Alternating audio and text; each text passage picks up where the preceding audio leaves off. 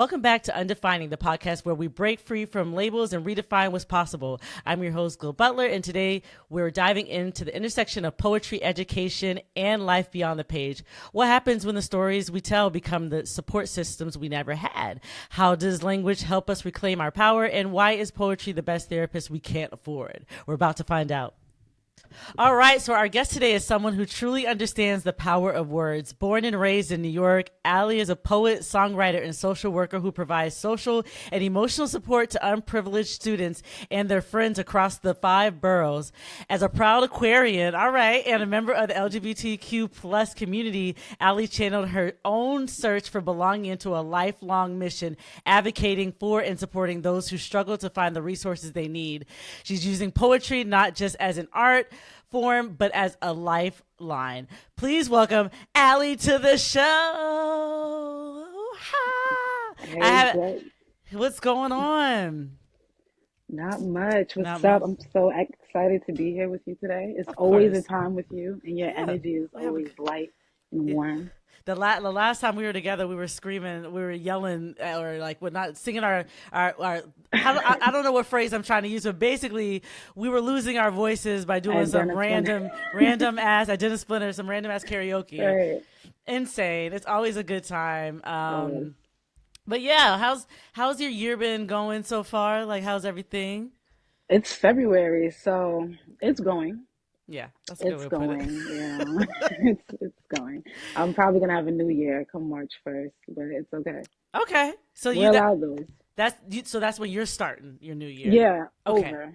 Okay, Over. okay. I like that. Yeah. I like that because a lot of people like I would also a lot of when I look back or what I've heard before is that technically the calendar is not the calendar we think it is. So the new year actually Right. should start in spring and not in January. So honestly, I'm on track then. Then we're Yeah, good. you are. You Yeah. are. Yeah, you might be like a month ahead, but go ahead, do your New Year's. All right, Allie. So I'm gonna dive right into it. All right, I'm gonna go back to like when you were in the womb. No, no, I'm just kidding.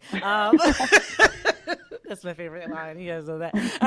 All right. So you said before that you had to become your own support system growing up. Do you remember the first poem you wrote that felt it gave you something you needed?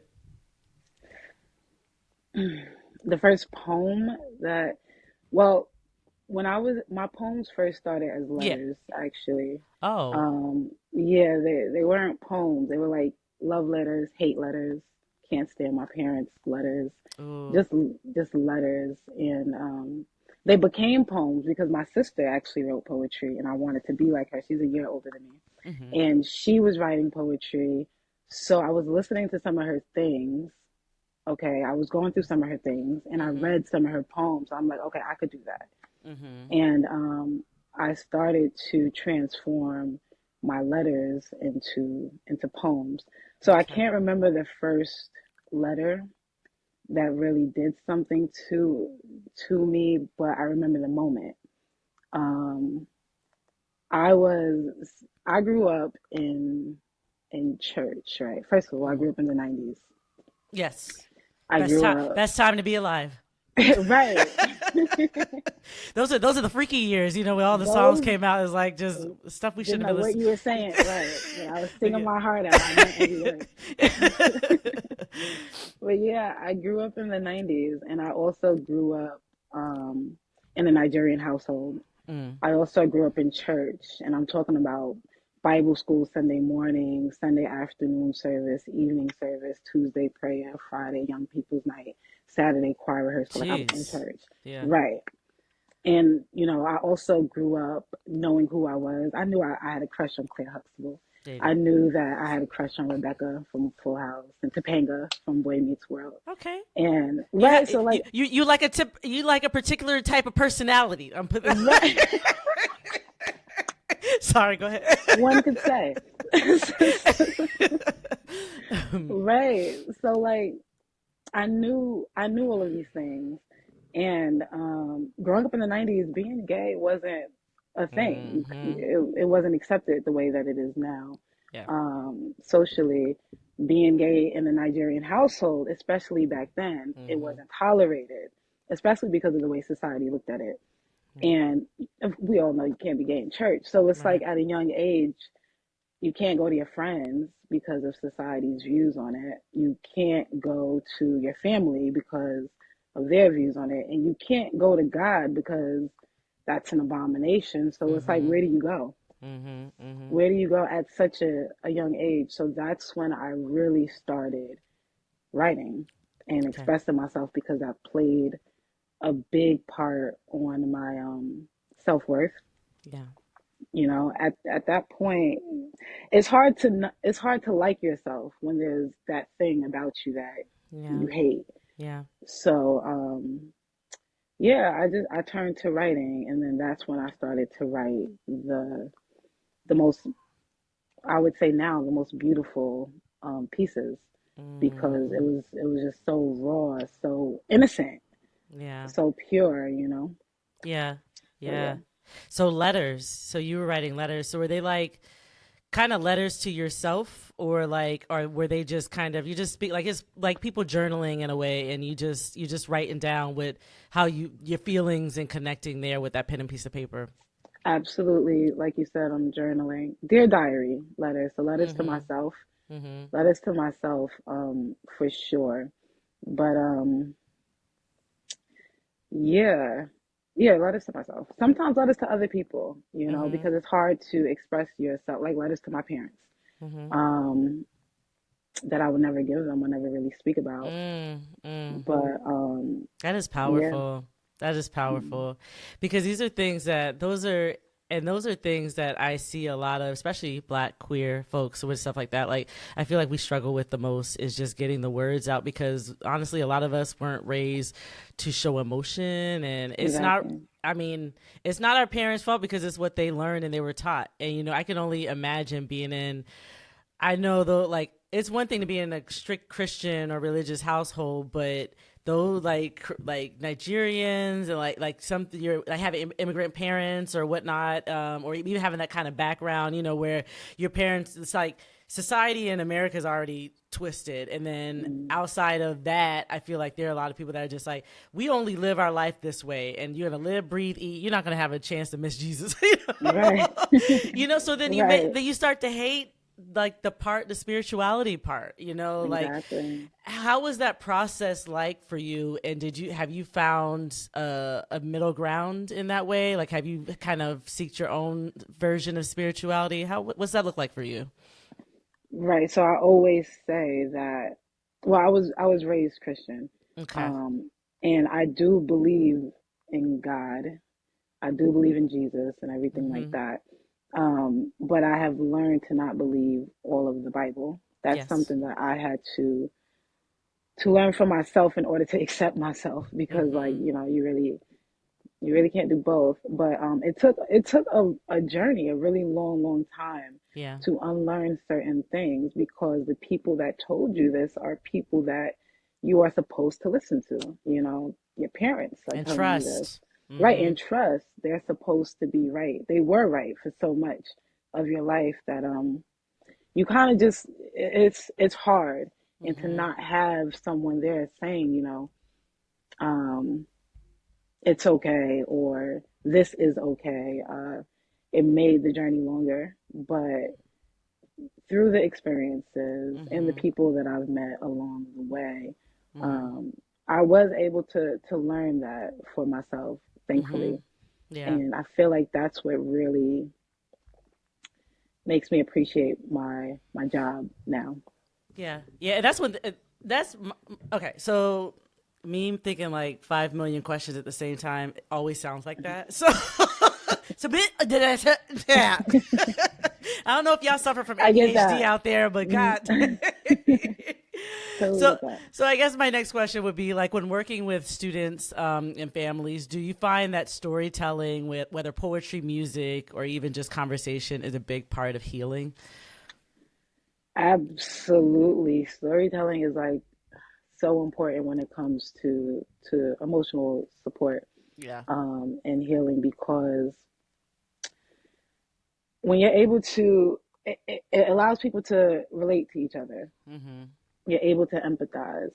Mm-hmm. So for myself, right, I have my story of growing up in church and not having that support that I Yeah. need and feeling alone or feeling inadequate or these feelings of low self-worth. That's my story, but those are the feelings connected to it. Um, as I share my story with a client or a student, they may not share my experience, but they Mm-hmm. may share those feelings of Mm-hmm. being alone, Yes. of low self worth, of not Mm-hmm. having somebody. And Mm-hmm. that's where we connect and we Mm-hmm. learn from each other.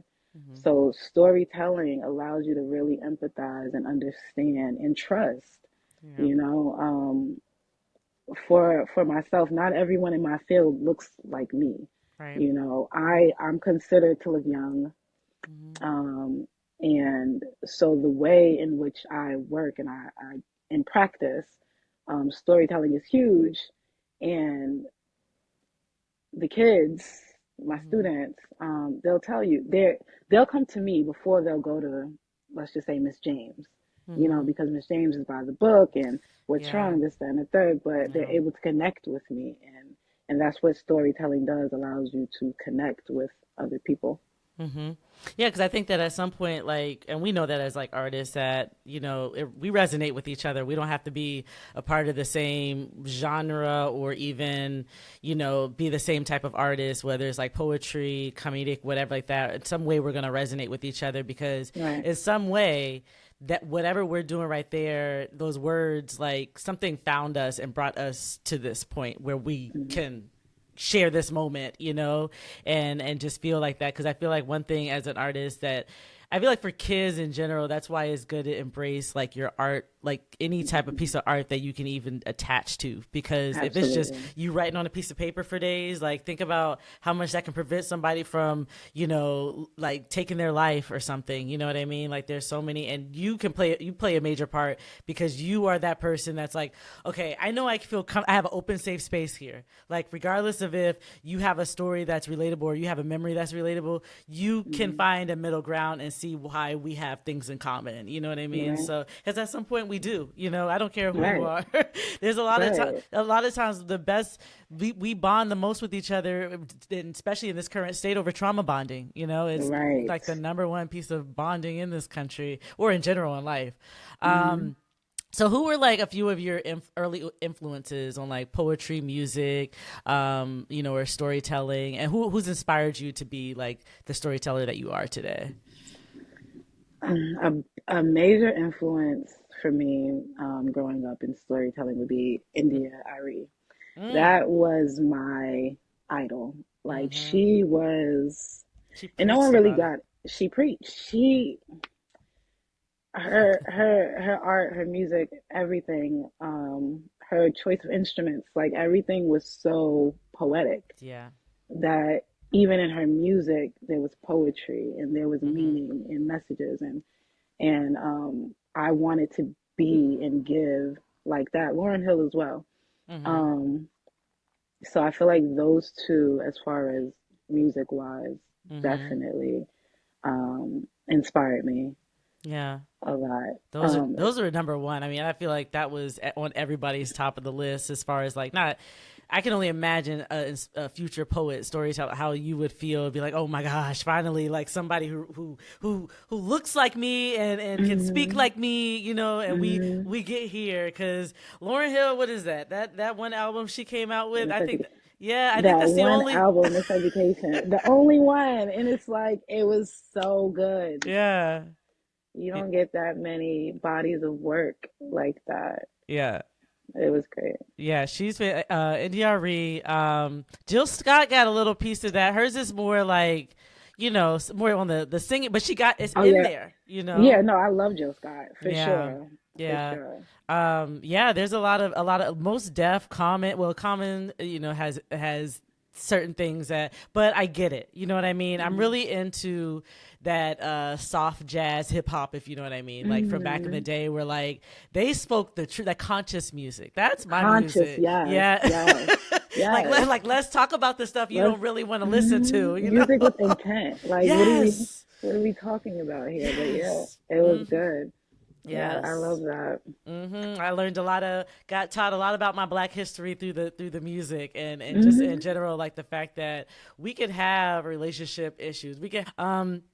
All right, so let's move along. Let's see here. How do you balance the emotional labor of social work with the vulnerability of poetry? That's an interesting question. That is interesting. How do you balance the emotional? Yeah. Like, and that, because I feel like you have to go through a lot of healing. You have to go through a lot of just like, you got to process things emotionally. Or maybe you might be a person that just, you're able to write in the moment and you can feel that. And no matter if that feeling comes back up while you're talking or while you're speaking or telling your story or poetry, like, you can handle it, you have a balance. I feel like it's relative. There are times where I am able to find that balance and Mm-hmm. find, and go to the space of creativity and letting my emotions out and doing it in a constructive way. And then there's other times where something happens and I'm going to my journal like, you don't get to love me anymore, and it's just like Mm-hmm. impulsive and it's chaotic and it still ends up being beautiful to me because it comes out in chaotic way. I can tell when I go back, and there's so many poems. I'm all over the Mm-hmm. place, but there's No, you're so many good. poems that I've written that I haven't even read twice, that I haven't gone back to read again, because the poem wasn't a poem that I was trying to construct. The poem was just emotions blurted out that Yeah. became a poem. Yeah. Um, so sometimes there's no balance at all. Sometimes it's the balance is me writing. That's how I'm That part, dealing with my you're emotions. getting it out. This Mm-hmm. is the balance for Mm-hmm. me. And other times, I find it within myself, as I talk to kids and I give them advice, I take the advice because there are a lot of times where I'm not able to process emotions effectively. Mm-hmm. And yeah, it doesn't always end in a beautiful poem, but Mm-hmm. I feel like the balance comes with writing and expressing. Mm-hmm. Yeah. So do you feel like there's something that you've written and that you're scared to share, that you're just like, I don't know when the right Oh time is yeah, going to be, but maybe you have plans to share it at some point in life? absolutely. Mm-hmm. There was. It's funny because a friend of mine asked me to perform Mm-hmm. for their show, Mm-hmm. and I had just gotten out of a relationship at this point, and I wrote Okay. this whole poem in 30 minutes because it was really just me expressing myself, but it was a good poem. And I wrote the poem, and it was about this relationship and the breakup, and it was too specific and detailed because it was so raw. Mm-hmm. And when I was supposed to go up and perform it, I literally chickened out. Oh. And I was like, yeah, no, I can't share this. I'm not ready. Mm-hmm. Because it feels like you're standing up there literally reading a page of your diary to an audience of strangers, of strangers. So Mm-hmm. it's a level of vulnerability that um, sometimes, I haven't mastered. There's certain Yeah. poems where I feel like, okay, I'm healed enough to be able to share this with you guys. Right. And then there's other things that are like, okay, this is just for me. And then there's Mm-hmm. other things where it's like, okay, I'll get to that place Yeah. eventually. Yeah. So Yeah. yeah, it happens. And I like that there's art, there's work that makes you feel that way or gives you that process of like, all right, because I feel like there's like, for example, I there's a point where even as a comedian, like talking about like death or whatever, like, you turn dark things into something light. Well, that's a process through that, you know what I mean? Hmm. Like, you gotta not cry on stage Yeah, because it's like you can, right. because you laugh before, you laugh instead of crying. That's pretty much the Hmm. phrase behind it. But it's one of those things that like you got to go through a journey and a process through a lot of things that you create. And a lot of times some things I just feel like I just say to say, or like I do, it sounds funny and it's good, people love how it hears, but there's times I'm like, this is coming from a place and I want to handle it with care. You know what I mean? Like I Hmm. would have a joke that started out with like my mom. It was about my mom having to work and stuff like that, but her first job being picking cotton. and there would be times where people in the audience were snickering or laughing at that part. And I'm like, that's not even the funny part. But I was like, I'm not emotionally ready to like not be offended by that. You know what I mean? Because I was like, there has to be something within that first line that I have to do where that's not going to be like, oh, I'm so offended. So there was times I put that aside because I'm like, why are y'all thinking that's so funny? Although I can understand, you know what I mean? Because we're at a comedy show, right? But I'm Right. just like, that's such a piece that's just is a part of I'm just plugging it in to make it make sense for the rest of the joke, right? So yeah, Right. it's just many times like I always don't take for granted those times where like, yeah, the difficult pieces of work that we do and we write that do take a little bit longer for the world to see because you gotta that's your baby, you know what I mean? All Yeah. of it is, but it's just your baby. So I'll go to this something a little lighter to lighten up the mood a little bit. Not that that was dark. I thought that this is nice. This is a nice balanced conversation. You know what I Yeah. mean? But yeah. So if poetry could be a physical place, where would yours exist? Like a library, a protest, a late night dinner full of weird but wonderful Um, conversations. Like what does that look like for you? if poetry for me, or the Mm-hmm. poetry that I write, Yeah. it would have to be like a jazz, Mm. rhythm and blues, saxophone Mm. kind of like vibe, you know. Yes, I do. It would be very dark, dimly lit, live Mm-hmm. instruments. It would just be there. Mm-hmm. Um, I would say. Mm-hmm. That's good. I like that. That definitely explains. You give me that jazzy feeling, so I think that that's good. Yeah, I'm a lover girl. um, okay. If you could have a conversation with any poet, dead or alive, who would it be, and what's the first question you ask? The first thing that came to my mind was Maya Angelou, and that's so basic, but it is Yeah. what it is. Um, No, it's not. That's a great. That's like I I think love that's her. yeah. Right.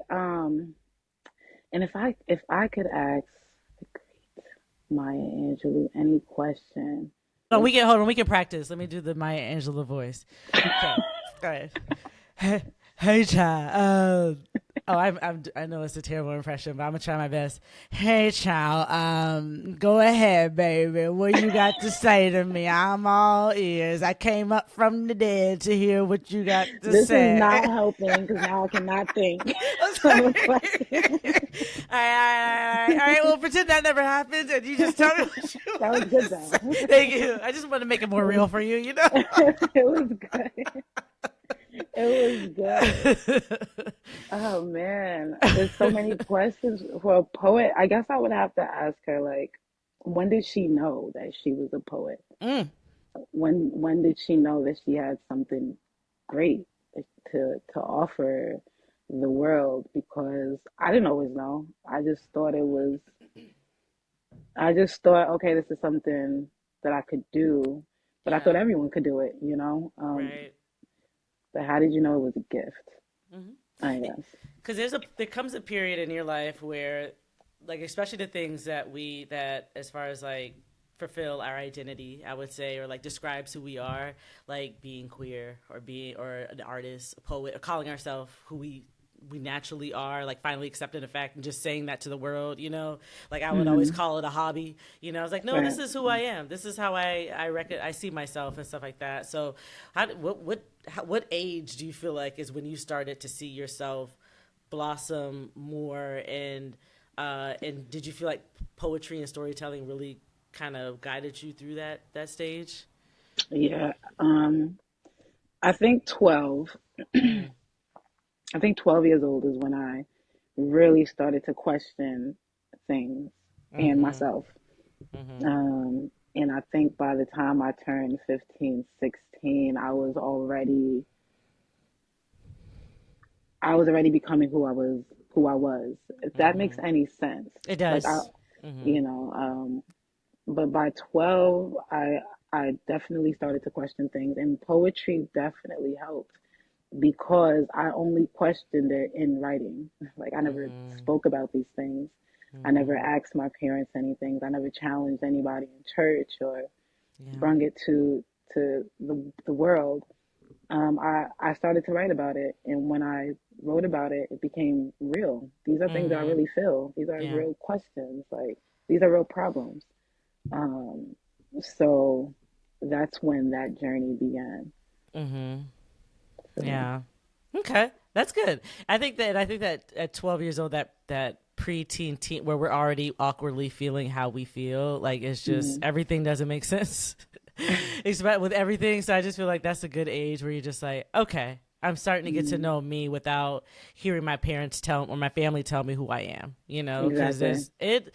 When I look back, I just like feel so bad for like I love parents who really do give their kids a chance to like speak out, have a voice, even if they don't Hmm. necessarily sound like they're being respectful, but give a space so that they can get it out the way they need to get it. They'll say it how they need to say it, and then we can correct. You know, if Exactly. there's something better, a better way of saying it, but like I think that's so important because it's like you got to learn that as an adult, or you got to learn how your mom or your dad or your auntie or your grandmother responded to people. You know what I mean? We Hmm. can't do that to everybody anymore like that. Exactly. You know. It's different times. Um, let's see here. Okay, I'll ask this one last one, and we're gonna get into a nice game.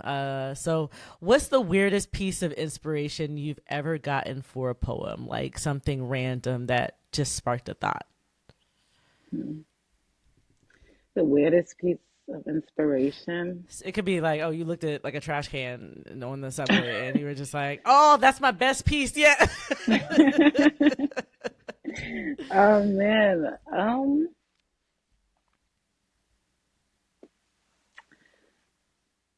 It's hard because for me, I only ever write about love.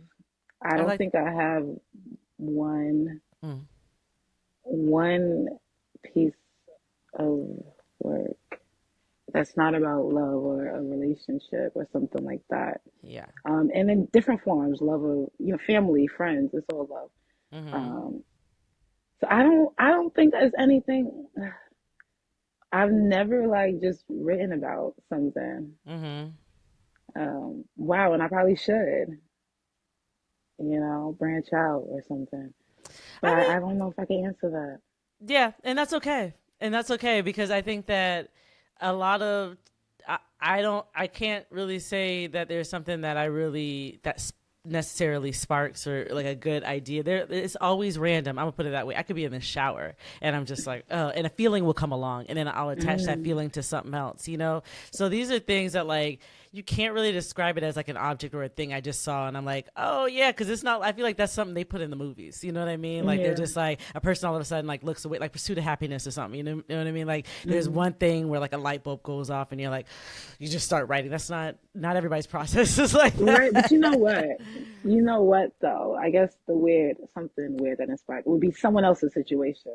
Mm-hmm. I can write about someone else's situation like it's my own. Like I'm an energy person. I feel people's energy. I can feel what you're I love feeling that. so Yeah. well that I can write about it. So sometimes I write about things that I personally haven't went through, but my best friend may have. So maybe something like that. That's yeah. Because I Yeah. feel like being super. I'm a super empath too, and I feel like there's things that bounces onto you that also maybe a lesson for you or something that it Mhm. didn't necessarily have to affect you directly to be relatable. You know. Right. So what about this? What is a little piece of advice you would tell the younger you, like the 5-year-old you? Like, what would you say to you? Wow. If I could tell myself anything, I guess Mm-hmm. I would have to tell myself that you are valuable, Mm. and you're worthy of everything because that was the root of Yeah. everything. That Yeah. was the root of it. Me not feeling good enough, or you know. So I think that I would just pour love and encouragement, um, into myself. I love that. I love that. Oh, little baby you was like, thank you. All right. It's okay. All right. So we're going to play a game. Let's play a game now. All right. So I'm going to explain the instructions, and to everybody listening, I'm going to keep saying this until I'm out of new games, but this is trial and error. So if you hear a game, a rapid game, that you love and you want me to do it again, just say so. And I'll do it on another, somebody else that I interview. Cause this is actually a lot of fun and each one has been different, so far. So this is, I would say this is called metaphorically speaking. We'll call it that. It's a word association game where I give you, Allie, a random word, and what you'll do is you'll quickly turn it into a poetic metaphor. The catch: you only have 5 seconds to come up with it. All right. So actually, can we do it the other way around? Because I think that's the way I described it earlier. So I'm actually going to give you a poetic metaphor, and I need you to come up with the word that goes with that poetic metaphor. And these are just typical items, things like it could be a vase, it could be the wet. Like, don't think too far out of the box. You know what I mean? This is supposed to be easy. All right, we're gonna do some. We have a couple, and let's see. And if it's too much thinking, just say pass. All right. So this one's called a morning. Okay, so I'm gonna describe it. A morning addiction, rich and bitter, must like my Coffee. Yes! Oh my God, you're a professional at this already. Ooh. All right. Soft percussion on the rooftop, the sound of a heart learning how to let go. You know it. Say that one more time. Soft percussion on the top. Oh, sorry. Soft percussion on the rooftop, the sound of a heart learning how to let go. Rain. Yes. Rain down on me, let your love just fall. Okay. All right, move along. See, I'm the one taking up the time. All right. So how about this? All right. So a truth teller with bad timing, always showing me what I'd rather not see.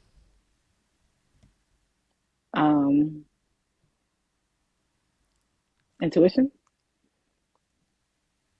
Truth teller with bad timing. Karma. Remember, this is a thing, Oh, a thing. Um, like an item.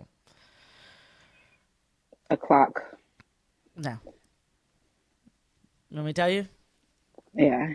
A mirror. Oh, It's all good. It's I all get good. it. Every All time. I right. get it. Tiny permission slips to wait.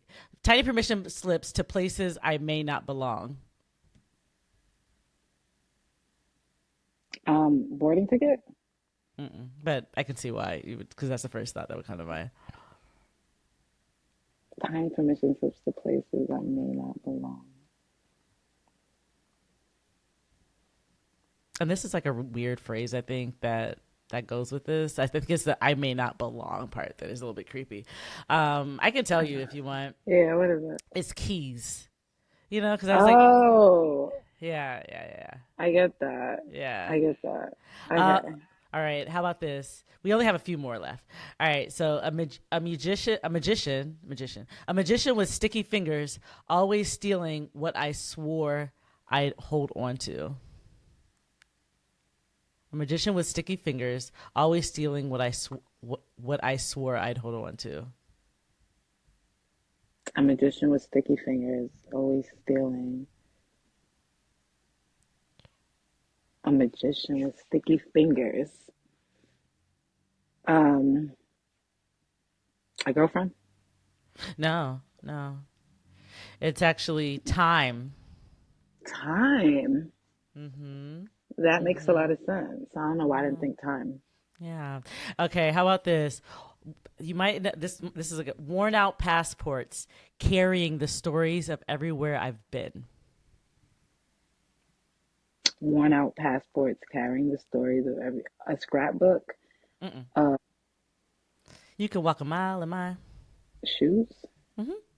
The shoes. Yeah. Worn Say it out again. worn out passports Oh, carrying the stories of everywhere I've been. okay. Okay. Yeah. A hungry thing that only knows how to take, but somehow still warns me. A hungry thing. Say it one more time. A hungry thing that only knows how to take, but somehow still warns me. Oh my God, I suck. No, you actually did really great in the beginning. There's a couple that you just missed, but it's not the end of the world, you know? So if you can get this, you're not like No pressure. trying to make you feel better. It's okay. Okay, fine. What is it? A hungry thing. It is fire.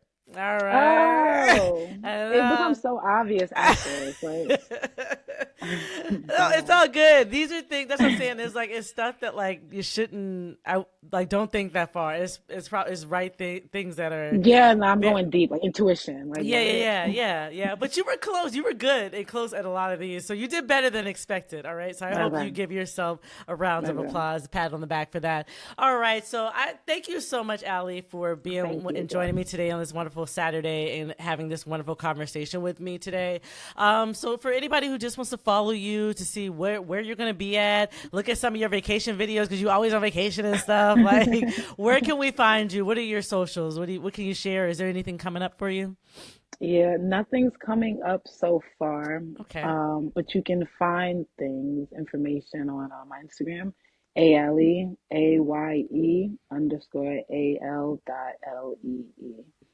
And that's really the only thing I use, the only platform. Beautiful. All right, but thank you so much for joining me today. Of course. Thank It's you, been Joy. a pleasure. Huge thank you to Allie for sharing the journey, her poetry, and her passion for storytelling. Her work in social and emotional support is so important. It's incredible to see how she's turned her own experiences into a source of strength for others. If you enjoyed this conversation, make sure you subscribe to Undefining on Spotify and YouTube and leave a review. It really helps. Until next time, keep redefining your story, and I'll catch you on the next one. Undefining.